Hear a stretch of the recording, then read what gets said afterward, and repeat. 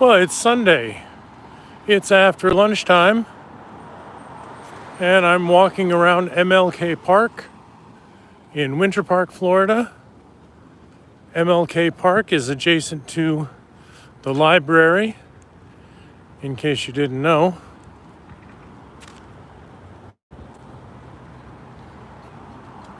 It's a beautiful scene today. It may rain a little bit later, but I'm going to get in my live stream while I have a chance. This morning at Orlando Stoics, we had a very insightful meeting. It was about philosophy of mind. That is, how does the mind work? How does it make decisions? How does it retain values? How does it gain agency? Well, the philosopher that we highlighted this morning was Harry Frankfurt. That's Frankfurt. He's the American philosopher who worked on philosophy of mind, among other topics. And the thing that sticks in my mind is we came up with some amazing insights this morning. Insights about how the mind works. And I wanted to share just a few points with you here. Some of the things that I found were very revealing about how the mind works. And the first thing is that we are influenced by nature. That is not just the forest or the woods around us. I'm talking about all things in nature, all life, everything in the universe.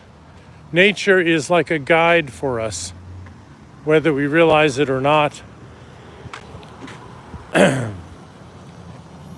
And if we choose to interpret nature, we may get closer to a better life or a more reasoned life. That, I think, is one of the benefits of following nature. Now, the next topic, which is also interesting, is social structures and society and community. You could say this is a part of nature, but I'm going to highlight how society gives us certain rules and values. They were here when we were born, and through our lives we can adopt them or we can ignore them. But society gives us a lot of things. Sometimes we don't recognize them. Sometimes we don't agree with them. But like nature, if we can observe them and take note of them, maybe there's some wisdom we can draw from that. Now, the third item that I want to share with you is our emotions and emotional regulation. This one is of interest to me as a Stoic because our emotions often get the better of us. They make us do rash things. And so emotional regulation becomes an important thing for philosophy of mind, because if you're upset or angry all the time, you may miss some of these other cues from nature.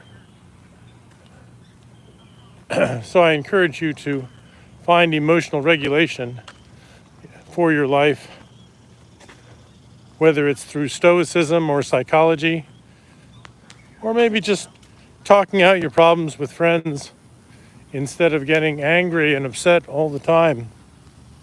All right, what's number 4? Well, this was in the conversation this morning as well. Logic. I'm not talking about formal logic or symbolic logic, those things that are really difficult to understand and learn. But logic in your mind. you know, if you have to make a decision and you synthesize or you reduce your past experiences to a short number of branches in your mind, like a flowchart, you can use logic to simplify your life. And I think that's another part of philosophy of mind. And then there was also mention of Quine, the philosopher Quine, who talked about how we need to notice the nuance of the philosophy of mind, which is that we may put ourselves through more precision or repetition than needed. So realize you don't have to make this a big brain teaser game. You can just simplify a little bit, make a decision, and in the slight case you're wrong, you can do better next time. Don't worry about too much precision. Don't aim for perfection, just self-improvement. And that leads us to number 6. I'm almost done with my list. Number 6 is about knowing your limits. Excuse me. Knowing your limits and realizing that, like I said a moment ago, you can't be perfect. So just try to be better, not perfect. And finally, realize and take a look at what life is. One of the things we ended our discussion with is going back in the Hindu tradition, the wisdom tradition that is based on the Upanishads, those ancient books which often used a metaphor.